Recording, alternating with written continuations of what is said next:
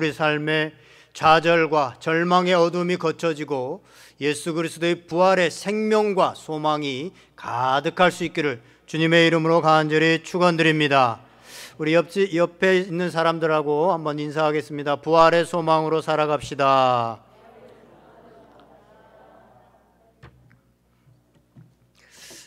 우리가 고백하고 있는 사도신경의 내용을 따라서 계속해서 말씀을 나누고 있습니다. 오늘은 하늘에 오르시어라고 하는 이 말씀, 이 내용을 중심으로 해서 하늘에 오르신 예수 그리스도라고 하는 제목으로 하나님의 말씀을 함께 나눕니다. 오늘도 말씀을 나누는 가운데 하늘에 오르셨다라고 하는 의미가 정확하게 깨달아지고 그 깨달은 것이 신앙으로 고백되어지고 그 고백된 것이 우리의 삶 가운데 삶으로 나타나는 복된 시간 될 수 있기를 주님의 이름으로 간절히 축원드립니다. 우리가 살아가는 이 세상을 3차원의 세계다라고 말을 하죠. 3차원의 세계. 1차원이 수학적으로 선을 얘기한다면 2차원의 세계는 면을 얘기합니다. 도화지와 같은 그런 그림을 그릴 수 있는 면이 2차원이라고 한다면 3차원은 공간이 포함된, 지금 우리가 살아가고 있는 공간이 바로 3차원이라고 그렇게 말하고 있고, 또 우리가 3차원에 살고 있습니다. 그런데 많은 사람들이 우리가 살고 있는 이 3차원의 세상 말고 4차원의 세계가 있을 것이다 라고 그렇게 생각들을 합니다. 이 4차원의 세계는요, 공간이 있을 뿐만 아니라 이 시간의 개념들이 들어오게 되어지는데, 시간의 개념들이 들어와서 공간과 시간을 초월하는 이런 세계가 바로 4차원의 세계다라고 볼 수 있습니다. 그래서 현실에 살아가지만 과거로 갈 수도 있고, 옛날로 실제로 그쪽으로 갈 수도 있고, 미래로도 갈 수 있는 이런 세계, 이 세계가 바로 4차원의 세계다라고 볼 수 있습니다. 그러니까 영화나 어떤 드라마 같은 거 보면은요, 이 4차원의 세계에 대해서 얘기합니다. 타임머신이라는 걸 타고 과거로 돌아가 가지고 과거에서 어떤 일들을 또 행하고 또 현실로 돌아오고 미래로도 가게 되어지는 이런 것들을 영화를 통해서 많이 보게 되어집니다. 저 미래에 있는, 또 과거에 있는, 조선시대에 있는 이런 것들을 드라마로 요즘 많이 나오는 것 같더라고요. 현실로 또 끌어와서 현실과 과거를 왔다 갔다 하는 이런 일들이 많이 있습니다. 참 영화가요, 참 어떻게 보면 예언적인 능력이 있고 실제가 되어지는 경우들이 참 많이 있는데, 예전에 보면 뭐 달나라에 가고 또 뭐 우주 여행을 하고 화성인이 등장하고 이런 영화들이 참 많았잖아요. 정말 어렸을 때만 해도 이런 게 황당한 얘기였습니다. 그런데 지금 몇십 년이 지나가니까 실제화되어 있습니다.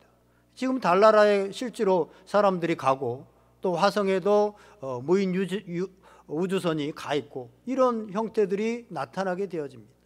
지금 우리가 코로나로 지금 마스크를 다 쓰고 있는데요, 몇 년 전에 감기라고 하는 영화가 있었어요. 감기라고 하는 영화를 보면 지금 우리가 겪고 있는 이 코로나 상황과 거의 흡사한, 여러분들 다시 한번 봐보세요. 지금 이 상황과 너무나도 흡사한 그런 상황들이 그 감기라고 하는 영화의 전염병, 실제로 있게 되어집니다. 뭐 그 외에도 영화에서, 예전에 영화에서 했던 것들이 지금은 실제화되어 있는 것들, 이게요, 우리 뭐 위치 추적을 하는 것도 마찬가지고, 지금은 이제 개인적으로 핸드폰 하나 들고 있으면 위치가 다 추적되잖아요. 이런 것도 옛날에는 이게 어떻게 가능할까 도저히 상상도 못했는데 현실이 되어 있는 경우들이 많이 있습니다. 그렇다고 본다면 이 4차원의 세계도 지금 계속해서 영화에서 이렇게 만들어지고 있다는 것은 머지않아 이게 현실로 나타날, 지금은 황당한 얘기 같고 그게 가능하겠어? 라고 생각했던 것들이, 사실은 우리가 어렸을 때 생각했던 것들이 지금 현실로 나타나 있는 것들이 굉장히 많이 있습니다. 도저히 상상도 못했던. 그렇다고 본다면 이런 4차원의 세계도 우리 가운데 곧 올 수 있겠다, 어쩌면 이런 생각들을 해봅니다. 그런데 성경은요, 이미 4차원의 세계를 얘기하고 있는 것 같아요. 예수님께서 십자가에 달려 돌아가셨다가 부활하셨습니다. 부활하시고 나서 그 부활체는 시간과 공간을 뛰어넘는, 그래서 벽을 뚫고 나오시기도 하고 또 시간을 뛰어넘어서 어디에 가시기도 하고, 이런 모습들을 볼 때 예수님은 이미 4차원에 계셨고, 성경은 4차원 정도가 아니라 5차원, 6차원을 얘기하고 있구나 라고 하는 것을 보게 되어집니다. 제가 어렸을 때요, 야, 천국에 대해서 많이 듣고 또 교회에 와서 천국 얘기 들으면, 아, 천국을 한번 생각해 보면 천국이 어디 있을까? 아, 이 지구상에 어딘가 있을까? 아니면 이 지구상에 지금 이 오염되고 부패했는데 이게 싹 정리되고 새롭게 어떤 지구가 만들어지나? 완벽한 상태로 말이죠. 에덴 동산 같은 그렇게 되어질까? 아니면 저 수많은 별들 가운데 저 중에서 완벽한 별이 하나가 정도 있지 않을까? 그래서 그 별이 천국이 아닐까? 그 별로 다 옮겨가는 건 아닐까? 라는 이런 생각들을 했던 적이 있습니다.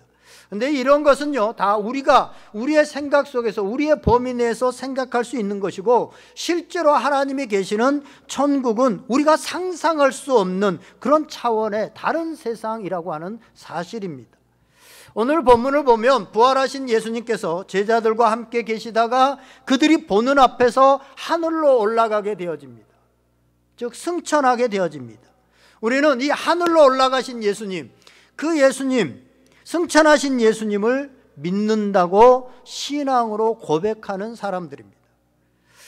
저는 지금까지요, 신앙생활하면서 성경을 보면서 예수님의 탄생에 관해서, 또 예수님의 십자가의 죽으심, 또 예수님의 부활, 예수님의 재림, 이런 것에 대해서는 많이 듣고 많이 또 묵상도 하고 그랬는데, 그거에 비해서 예수님의 승천에 대해서는 많이 생각해 보지 않고 묵상하지 않았구나. 제가 말씀을 준비하면서 승천에 대해서는 사실은 메시지도 그렇고 내가 많이 묵상하지는 않았구나, 그 다른 거에 비해서. 그런데요, 오늘 우리가 신앙하는 이 신앙의 내용, 이 성경 66권을 압축해서 우리가 신앙으로 고백하고 있는 사도신경에는 분명하게 십자가에 못 박혀 죽으시고 장사된 지 사흘 만에 죽은 자 가운데서 다시 살아나셨으며 하늘에 오르시오 라고 이렇게 고백하잖아요. 그러니까 장사 지내신 거, 십자가에 죽으신 거, 그 다음에 부활하신 거, 그 다음에 하늘에 오르신 것을 동일하게 신앙으로 우리가 고백하고 있더라라고 하는 사실입니다. 그렇다고 본다면 우리가 예수님이 승천하셨다, 하늘로 올라가셨다라고 하는 그 의미를 정확하게 알고 고백해야 되겠다라는 생각들을 갖습니다. 사람들이 예수님의 부활에 대해서, 예수님이 죽었다가 다시 살아나셨다, 그것을 어떻게 믿을 수 있어? 당시에도 수많은 사람들이 믿지 않았고 지금도 수많은 사람들이 믿지 않는다.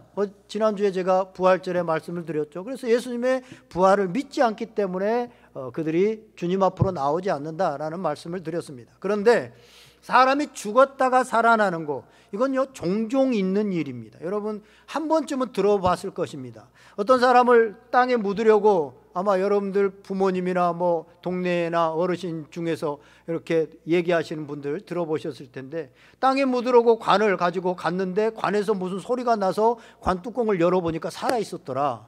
그래서 살아난 사람이 실제로 가끔은 있었습니다. 그리고 그런 우리가 얘기도 가끔은 듣습니다. 최근에도 해외 토픽 같은 걸 보면 이런 아마 몇 주 전인가도 제가 뭐 언뜻 지나가면서 봤는데, 한 소년이 이런 식으로 이제 다 죽었다고 해서 묻으려고 이렇게 관했는데 관에서 무슨 소리가 나서 열어봤더니 살아났다라고 하는 이런 소식을 간간히 듣습니다. 그래서 오히려 살아났다. 물론 예수님의 부활은 이런 살아남이 아니고 부활체로 부활하신 것이지만, 어쨌든 죽었다가 살아났다라고 하는 것은 우리가 그래도 가끔은 있을 수 있는, 그래서 우리가 지금 3일장 5일장 하는 것도 혹시나 완전히 죽지 않아서 살아날 수도 있다라는 가정하에서 그런 장례를 치르고 있는 것이라고 또 알고 있는데요. 어쨌든 죽었다가 살아났다라는 것은 그래도 조금은 믿을 수 있는 구석이 있습니다. 이성적으로 말이죠. 그런데 산 사람이 하늘로 승천해서 올라갔다? 아무 기구도 안 타고 올라가서 하늘로 사라졌다? 이건요 부활보다 어쩌보면 더 믿기 힘든 겁니다. 그런데 성경은 분명히 예수님께서 부활하시고 승천하셨다, 하늘로 올라가셨다라는 것을 얘기하고 있고, 우리는 그것을 믿는 사람이고 신앙으로 고백하고 있는 사람들입니다. 성경엔 분명히 예수님께서 승천하셨다라고 하는데, 이 승천한 것이 어느 날 밤에 갑자기 몇몇 사람 앞에서 조용히 비밀리에 승천하시고 나서 야 소문내라 소문내, 그래가지고 소문나서 예수님이 승천한 것이 아니라 벌건 대낮에 수많은 사람들이 보는 앞에서 예수님이 승천하셨다, 하늘로 올라가셨다고 하는, 도저히 믿을 수 없는 사실입니다. 그런데 성경은 분명하게 말하고 있습니다. 예수님께서 부활하시고 나서 40일 동안 이 땅에 계시면서 고린도전서 15장에 보면 500여 형제들에게 나타났다라고 말하고 있습니다. 500여 형제들에게 나타났다. 그러면 그 500여 형제들이, 믿는 사람들이 있었는데 그들이 예수님의 승천을 보았을 수 있습니다. 아니 500명은 안 봤더라도 최소한 120명은 봤습니다. 왜요? 사도행전 2장에 가면 예수님께서 이제 올라가시기 전에 너희에게 아버지께서 약속하신 성령을 주실 것이다. 그 성령을 기다려라. 그래서 120명이 그 예수님의 말씀을 듣고 예수님이 승천하시고 난 후에 예루살렘에서 기도하면서 마가의 다락방에서 기다립니다. 그들은 최소한 예수님의 승천하신 것을 대낮에 보았습니다. 하늘로 올라가셨다고 하니까 뭐 그냥 영으로 올라가셨다, 뭐 죽고 그냥 영만 올라갔겠지라고 생각하는 세상 사람들이 있습니다. 그러나 오늘 본문에 보면 예수님은 부활하셔서 부활체의 몸을 가지고 하늘로 승천하셨다고 말씀하고 있습니다. 물론 예수님께서 부활하셔서 올라가실 때 그 몸은요, 지금 우리의 몸과는 좀 다릅니다. 부활체의 몸으로 올라가신 것입니다. 시간과 공간을 초월하는 신비한 몸으로 부활하셔서 이제 그 부활체로 하늘에 오르신 것입니다.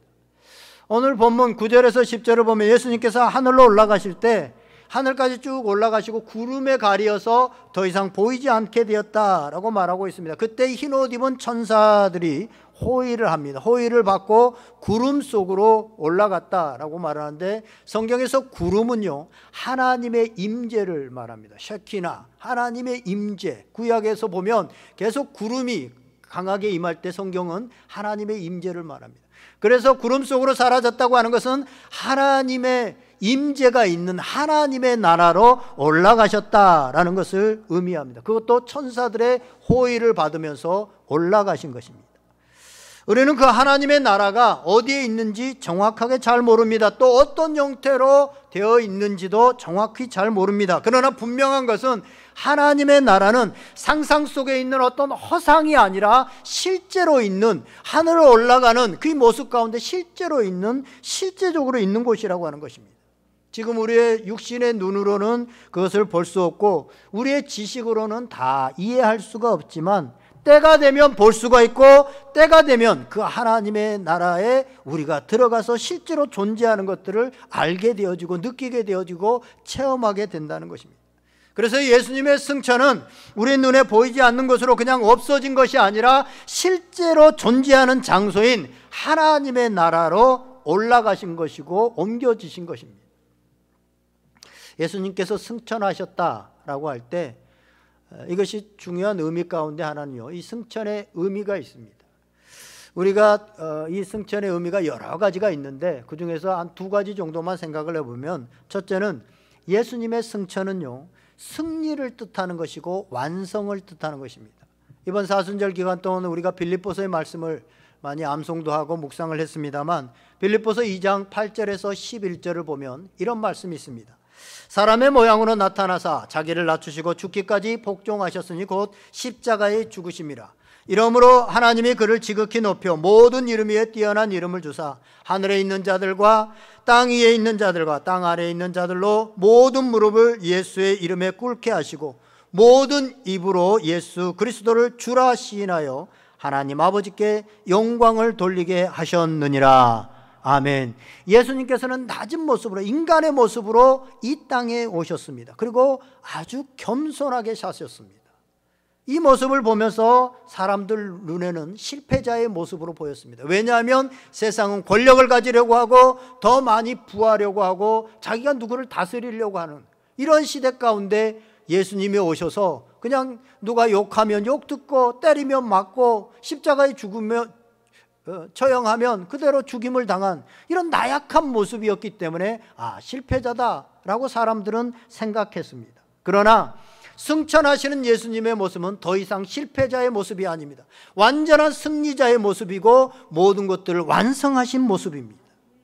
하나님께서 이 땅에 구원의 계획들을 이루시기 위해서 예수님을 이 땅에 보내시고 예수님께서 그것에 순종하셔서 모든 구원의 사역들, 그 모든 것들을 이루시고 이제 하나님께서 다 이루신 예수 그리스도를 지극히 높여서 하늘과 땅과 땅 위에 있는 자들에게까지 모두를 예수 그리스도의 무릎에 꿇게 하시는 이제 영광된 자로 지극히 높여 하나님의 영광된 자로 승리자로 승천하셨다라는 것을 의미합니다. 그래서 이제 승리하셔서 승천하신 예수님은 하늘과 땅과 땅 아래에 있는 모든 자들의 통치자로 계신다라는 것을 의미합니다.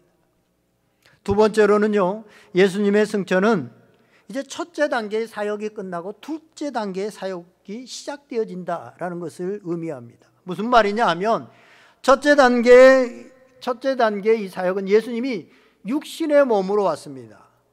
육신의 몸으로 오셔서 육신의 한계가 있기 때문에 이스라엘 땅과 이스라엘 민족을 중심으로 해서 하나님의 복음, 하나님의 사역을 감당하셨습니다. 그러나 예수님께서 이제 승천하심으로 인하여서 모든 민족과 모든 곳에 하나님의 사역이, 하나님의 역사가 동시적으로 펼쳐질 수 있는 시발점이 되고 출발점이 되어집니다.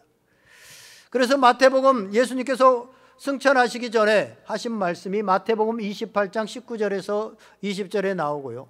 또 오늘 우리가 읽은 사도행전 1장 앞부분에 나오는데 1장 8절에 이렇게 나오게 되어지는데, 거기에 보면 마태복음 28장 19절에서 20절은 이렇게 말합니다. 너희는 가서 모든 민족을 제자로 삼아 아버지와 아들과 성령의 이름으로 세례를 베풀고 내가 너희에게 분부한 모든 것을 가르쳐 지키게 하라. 볼지어다 내가 세상 끝날까지 너희와 항상 함께 있으리라. 아멘. 이제 모든 민족에게 주의 복음이 증거되어야 된다. 그래서 너희는 모든 민족으로 모든 사람들에 가라 라고 말씀하고 있죠. 사도행전 1장 8절도 마찬가지입니다. 오직 성령이 너희에게 임하시면 너희가 권능을 받고 예루살렘과 온 유대와 사마리아 땅끝까지 이르러 내 증인이 되리라. 아멘. 이제 예루살렘뿐만 아니라 유대뿐만 아니라 사마리아뿐만 아니라 온 세계 가운데 예수 그리스도의 복음이 이 복음에 전해져야 된다라는 것을 얘기하고 있습니다. 예수님이 이 땅에 육체로 오셨을 때는요, 이스라엘에 계시면, 유대 땅에 계시면 동시에 이 안성 땅에 함께 계실 수 없었습니다. 왜냐하면 육체의 한계를 갖고 이 땅에 오셨기 때문에. 그러나 예수님께서 이제 승천하심으로 인하여서 예수의 영은 동시에 예루살렘에도 있을 수 있고 이 안성 땅에도 동시에 있을 수 있고 전 세계 가운데, 열방 가운데 주의 복음을 증거할 수 있도록 제2단계의 사역들이 열린 것, 이것이 바로 예수님의 승천의 의미라고 하는 사실입니다. 이제 예수의 영인 성령은 시간과 공간의 제한을 받지 않습니다.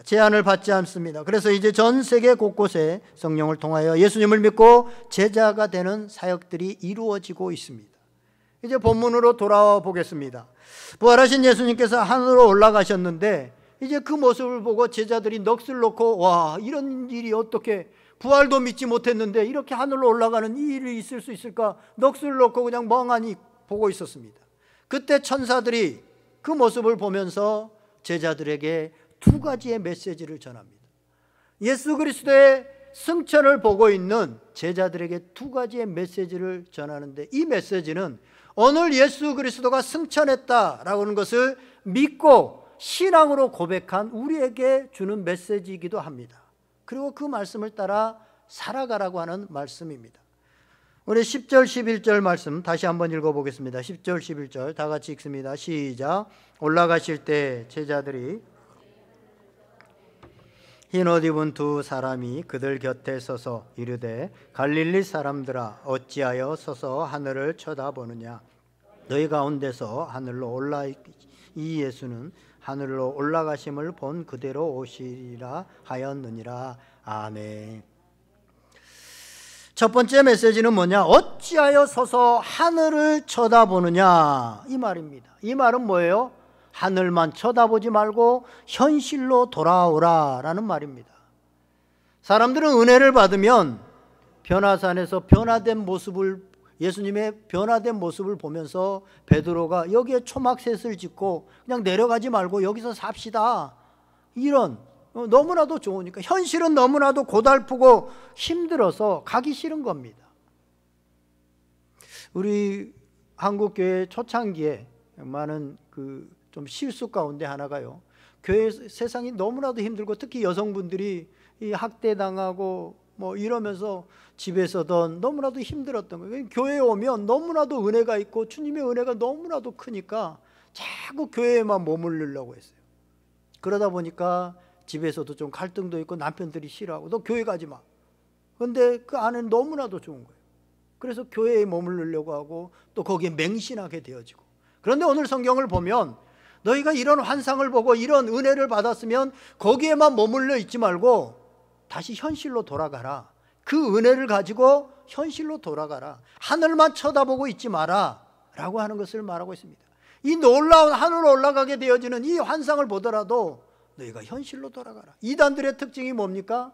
이런 환상들, 이런 것들을 얘기하면서 그래서 우리끼리 있어야 된다, 세상 다 가치 없고 버려야 된다, 이렇게 해가지고 집도 뭐 파산하고 뭐 이런 직장도 버리고 이런 일들이 있잖아요. 그런데 오늘 분명히 성경은 하늘만 쳐다보지 마라. 내가 이 은혜를 받았으면, 이걸 깨달았으면 현실로 돌아가야 된다라고 말하고 있습니다.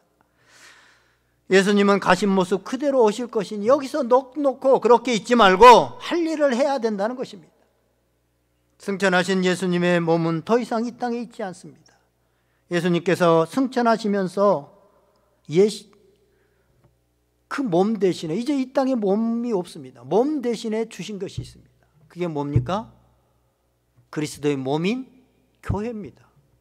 이제 몸은 보이지 않아요. 몸은 없어졌습니다. 그런데 그 몸 대신에 이 땅에 주신 게 있습니다. 그게 교회입니다. 교회는 그래서 예수님이 승천과 함께 나타나게 되어집니다. 이 땅에. 이제 교회가 예수 그리스도의 몸입니다. 예수님의 몸은 떠나갔지만 교회가 예수님의 몸이 된 것입니다. 주님이 승천하고 난 후에 주님의 몸은 더 이상 이 땅에 있지 않습니다. 대신 교회가 주님의 몸입니다. 천사들이 이 말을 듣고 정신이 바짝 들어온 제자들, 그들은 예수님의 말씀을 따라서 이제 다락방에 모여서 예수님의 말씀대로 성령을 기다렸고, 기다리자 성령이 임했습니다. 그리고 나서 그들은 교회가 돼서, 주님의 몸인 교회가 돼서 삶을 살아내기 시작합니다. 그게 뭐예요? 사도행전입니다. 그 전체가 그들이 교회가 돼서 살아갔던 삶의 이야기가 바로 사도행전 이야기입니다. 지난 시간에 우리가 보았지만 바로 우리 오늘 본 사도행전 1장 바로 앞에 보면 요한복음 21장이 나옵니다. 이 요한복음 21장에 보면 예수님의 부활을 알고도 예수님의 제자들이 그냥 자기의 현실에 가서 고기 잡는 일만 하고 있습니다. 아무런 소망도 없이 베드로가 내가 고기 잡으러 가겠다 그러니까 나도 갈래요, 나도 갈래요, 그냥 의미 없이 따라가는 모습이 요한복음 21장에 나옵니다. 여전히 예수님의 부활을 알고 그 소식을 들었지만 소망 없이 먹고 사는 일에만 충실하고 있습니다. 왜요? 비전이 없었기 때문입니다. 나아가 자신들이 그리스도의 몸, 이제 그리스도가 예수님이 승천하시고 나면 몸이라고 하는 사실들을 아직 깨닫지 못했기 때문입니다. 하지만 약속하신 성령을 받고 나서 자신들이 예수 그리스도의 몸이구나, 이제 이 땅에 없는 예수 그리스도의 몸이 우리구나 라는 것을 깨달으니까 달라집니다. 그때부터 교회로서의 사명감을 가지고 사도행전을 써내려가기 시작하고, 그들의 그 사명으로 인하여서 전 세계에 주님의 몸인 교회들이 우죽순처럼 생겨나기 시작합니다. 제자들과 마찬가지로 예수님의 승천을 믿고 신앙으로 고백하는 우리도 주님의 몸입니다. 아멘.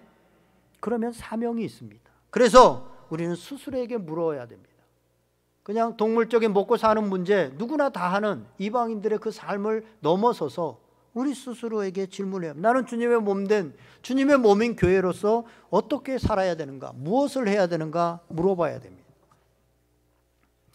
부활하신 예수님께서 부활하셨으면 이제 일을 다 이루시고 완성하시고 승리하셨기 때문에 승천하시면 됩니다. 그런데 하늘로 승천하시지 않고 40일 동안 이 땅에 머물러 계십니다.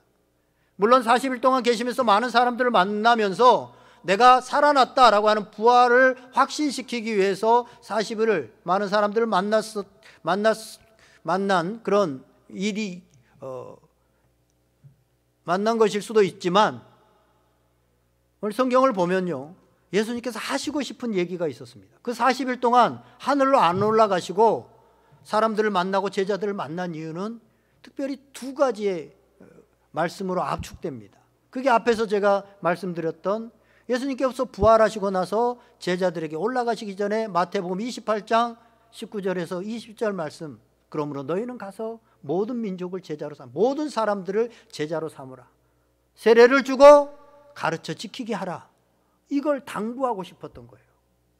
그리고 또 하나는 사도행전 1장 8절에 나오는 성령을 받고 증인된 삶을 살아라, 이걸 부탁하고 싶었던 거예요. 그래서 40일 동안 사람들을 만나고 제자들을 만나고 하신 얘기가 이 얘기입니다. 압축하면 이 두 가지 얘기입니다.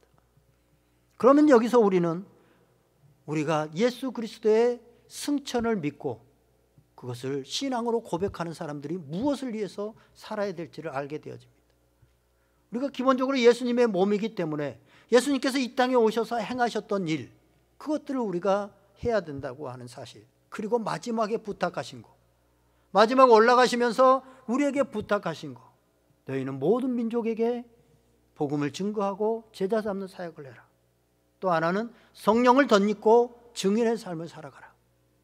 이게 오늘 교회된 우리에게, 또 교회들에게 주님께서 마지막으로 승천하시면서 부탁하신 말씀입니다. 그래서 우리가 예수님이 하늘에 오르셨다, 예수님의 승천을 입술로 고백할 때마다 떠올려야 되는 것은 예수님께서 승천하시기 전에 마지막으로 하셨던 말씀, 너희는 모든 사람을 제자를 삼으라, 그리고 성령을 덧입고 너희가 증인의 삶을 살아라 라는 것입니다. 물론 이 사명을 감당하기가 쉽지가 않습니다. 오늘날 코로나 시대에 더더욱 힘듭니다. 복음을 전하는 것 자체도 힘들고 어떻게 해야 될지를 모르겠습니다. 그런데 여러분 생각해 보세요. 이 말씀을 하시고 예수님이 떠난 초대교회부터 지금까지 복음을 전하는 현장이 녹록하고 쉬웠던 곳은 하나도 없습니다. 다 어려웠습니다. 오히려 초대교회는 복음을 전하면 예수님이 부활했다라고 하는 사실을 알리게 되어지면 죽임을 당했습니다. 사자굴에, 그것도 처참하게 사자굴에 넣어지기도 하고 굶겨 죽이기도 하고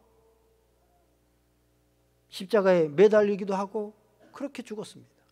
그럼에도 불구하고 그는 그것을 감당할 수 있었습니다. 어떻게 감당할 수 있었느냐? 성령을 주신 겁니다. 그래서 성령의 능력을 그 권능을 덧입고 넉넉히 이기면서 살아갈 수 있었습니다. 오늘날도 우리는 교회의 소망이 있음을 믿습니다.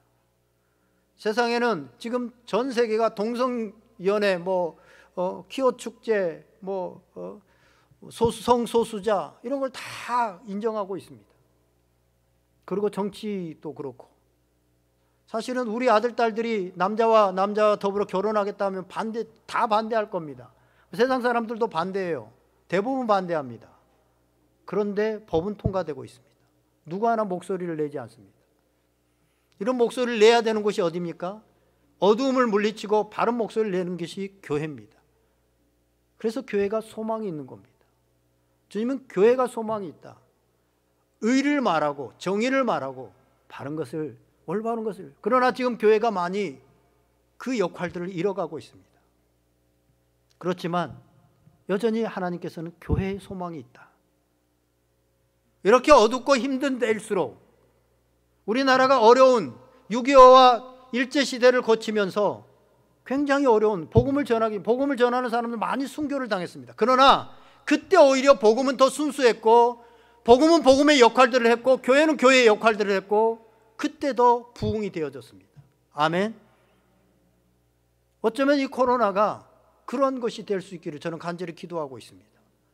또 이 코로나로 인해서 우리 믿는 사람들이 더 정결해지고 그동안 모든 찌꺼기들, 잘못된 것들이 다 씻겨지고 더 순수해지고 그냥 부피만 컸던 그런 것들이 교회에서 좀 떠나가게 되어지고 정말 순수한 믿음을 가지고 의를 향하여 나아가는, 정말 이 사명을 감당하려고 하는 그 소수의 사람들, 그 사람들이 오히려 더 소망이 있습니다.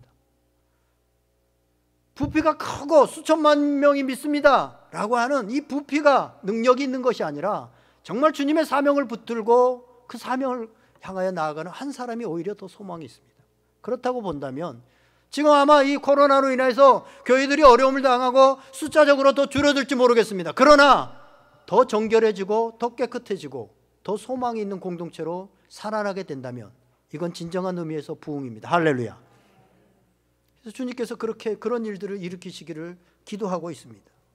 오늘 우리 온누리교회 좀 이런 어려운 순간이지만 우리가 그럼에도 불구하고 주님께서 이 증인된 사명, 그리고 땅끝까지 제자를 삼는 사역, 이 사역들을 해야 됩니다.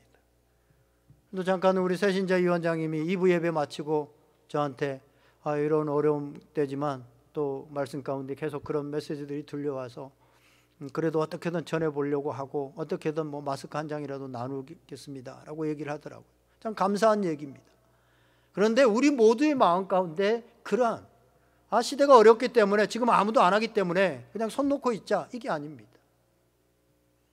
주님의 부활과 승천하심을 믿는 사람들은 모든 민족에게 제자로 삼으라, 성령의 덧입고 증인의 삶을 살아라 라고 하는 것을 실천하는 이러한 사람들, 주님의 몸인, 주님의 몸을 대신해서 우리가 주님의 몸이고 교회가 주님의 몸인데 오늘 우리 온누리교회가 그런 사명을 감당하는 귀한 공동체 되기를 주님의 이름으로 축원드립니다. 두 번째 메시지는 하늘로 올라가신 예수는 하늘로 가심을 본 그대로 오시리라 라고 말씀하고 있습니다. 저는 마지막에 예수님께서 어떻게 오실지를 압니다. 확실히 압니다. 어떻게 오세요? 구름 타고 구름 사이에서 천사들의 호의를 받으면서 이 땅 가운데 옵니다. 제가 이걸 어떻게 알아요? 성경에서 말씀하고 있기 때문에, 오늘 본문에서 말씀하고 있기 때문에 저는 이 약속을 믿습니다. 저는 이 약속을 믿습니다. 오늘 진명수 장로님 기도했지만, 진명수 장로님 내일 정십대 목사님 저 내일 직장 안 가니까 같이 식사하시죠. 저한테 약속을 한다면 제가 네 그렇게 대답한다면 저는 내일 다른 약속들을 안 하고 그 시간을 기다릴 겁니다. 왜냐하면 약속을 했으니까. 그게 사실로 나타날 거니까. 그런데 중요한 게 있습니다. 약속은 약속한 사람의 누구냐에 따라서 제가 그것을 믿을 수도 있고 안 믿을 수도 있습니다. 최소한 진명수 장로님은 말씀하셨으면 그 약속을 지킬 것이다 라고 생각하기 때문에 나는 내일 스케줄을 비워놓을 것입니다. 그런데 주님께서 이 땅에 오시겠다라고 약속하신 그분이 누구예요? 하나님이십니다. 거짓이 없으신 하나님, 말씀하신 것을 반드시 실행하시는 하나님, 그 하나님이 말씀하셨기 때문에 저는 추워도 의심이 없습니다. 주님께서 그렇게 오시리라고 저는 반드시 믿습니다. 말씀하시는 분이 장로님만 되더라도 내가 믿겠는데 그래도 100%는 그렇게 못 믿겠죠. 왜냐하면 이게 구름 타고 뭐가 오고 이게 이성을 넘어서는 거잖아요. 그런데 이 말씀하신 분이 누구예요? 하나님이시기 때문에 저는 믿습니다. 그래서 나의 기다림은 막연한 기다림이 아닙니다. 그냥 허상과 그럴 것이다 라고 하는 그런 기다림이 아닙니다. 실제로 예수님께서 구름 속으로 영광스럽게 사라진 것처럼 그렇게 다시 오실 것이다 라고 하는 실체를 기다리는 그런 기다림입니다. 예수님께서 다시 오신다, 구름 속으로 구름을 타고 다시 오신다 라고 하는 이 사실이 더 중요한 이유는 뭡니까? 주님께서 승천하신 것처럼 그 날에 우리가, 교회가 하늘의 영광된 자리로 동일하게 승천할 것이기 때문입니다. 할렐루야. 그리고 그 나라에 들어가게 되어지면 영원히 우리도 그곳에 있게 될 것입니다.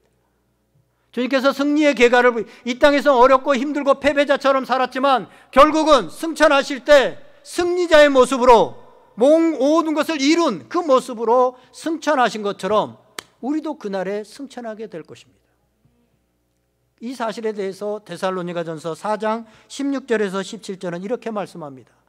주께서 호령과 천사장의 소리와 하나님의 나팔 소리로 친히 하늘로부터 강림하시리니 그리스도 예수 안에서 죽은 자들이 먼저 일어나고 그 후에 우리 살아남은 자들도 그들과 함께 구름 속으로 끌어올려 공중에서 주를 영접하게 하시리니 그리하여 우리가 항상 주와 함께 있으리라. 아멘. 예수님께서 공중에 올라가신 그대로, 승천하신 그대로 이 땅에 다시 오시게 되면 예수님을 믿고 죽은 자들이 먼저 예수님처럼 부활체로 부활하게 되어집니다. 그리고 그들이 살아나서 공중으로 올라가게 되어집니다. 2000년 전에 죽은 사람도, 1000년 전에 죽은 사람도, 아, 예수님이 너무 오래 걸리지 않았나? 시간이 곧 오신다고 했는데. 근데 그렇지 않습니다. 주님의 시간으로 보면 우리가요 죽게 되어지잖아요. 1000년 전에 죽었다. 지금 시간으로 보니까 아, 1000년 동안이나 예수님 안 와서 저분은 1000년 동안이나 기다렸다고 생각하지만 그분은 잠깐 잔 겁니다. 잠깐 잔 겁니다. 잠깐 잤는데 예수님이 오신 거죠. 1000년을 기다린 게 아니라 우리가 깊은 잠에 들 때, 피곤해서 깊은 잠에 들다 보면 어떤 이들은 하루 종일도 자는데요, 하루 종일 잤는데 금방 눈 뜬 시간과 눈 감은 시간이 금방인 것 같습니다. 오십니다. 그리고 나서 이제 살아있는 자들은 부활체로 변합니다. 그리고 공중에서 들림받게 되어지고 주님을 맞게 될 것입니다. 그 후로는 항상 주님과 함께 있을 것입니다. 할렐루야. 이런 소망을 가지고 그날을 기다리면서 사는 것이 예수님의 승천을 믿고 고백하는 삶입니다. 하늘에 올리신 하나님, 예수 그리스도가 하늘에 올리셨다, 올라가셨다라고 하는 것을 믿고 고백하는 사람들은 바로 이걸 믿는 겁니다. 그리고 이 소망을 가지고 살아가는 것이, 이 세상이 전부가 아니라 우리가 올라가야 돼 하나님의 나라가 있다는 것을 알고 그 나라에 소망을 두고 사는 것, 그것이 예수님의 승천을 고백하면서 사는 삶입니다. 이제 말씀을 정리하고자 합니다. 사랑하는 여러분, 우리 예수님께서 부활하시고 40일 동안 이 땅에 계시다가 하늘로 올라가셨습니다. 이 승천은 승리와 완성을 의미하는 것이고 많은 제자들이 보는 가운데서 이루어진 실제적인 역사적인 사실이라고 하는 사실입니다. 이제 이 땅에 더 이상 주님의 몸은 없습니다. 대신 성령을 통하여서 주님의 몸인 교회를 세우셨습니다. 저와 여러분들이 교회입니다. 그래서 교회는 예수님이 이 땅에서 하신 일을 하고 승천하시기 전에 말씀하신 말씀에 순종해야 됩니다. 그것은 뭡니까? 성령의 권능을 입고 모든 사람들에게 복음을 전하는 증인된 삶을 사는 삶이요, 제자 삼는 삶입니다. 이것이 주님의 승천을 믿고 고백하는 사람들의 삶입니다. 사랑하는 여러분, 우리 오늘의 교회 모든 성도들, 또 우리 오늘의 교회가 주님 오시는 그날까지, 나팔 불려 올라가는 그날까지 이 사명을 잘 감당하고 그 사명 안에서 참된 기쁨과 행복과 삶의 가치를 느끼는 복된 성도들 다 될 수 있기를 주님의 이름으로 간절히 축원드립니다. 다 같이 한번 기도하겠습니다. 오늘 성령님께서 여러분의 마음 가운데, 제가 여러 말을 했지만 여러분의 마음 가운데 들려주시는 메시지가 있습니다. 그 메시지를 붙들고 하나님, 그 말씀이 나에게 이루어지게 하여 주시옵소서. 말씀이 육신이 되게 하여 주시옵소서. 나의 삶에 나타나게 하여 주시옵소서. 우리 오늘의 교회가 이런 사명을 끝까지 감당할 수 있게 하여 주시옵소서. 우리 다 같이 한번 간절히 기도하시겠습니다. 참 좋으신 하나님 아버지, 감사합니다. 오늘 복된 날에 주님 앞에 나와 예배할 때 이 귀한 은혜를 허락하여 주시니 감사합니다. 이 사명 붙들고 우리가 끝까지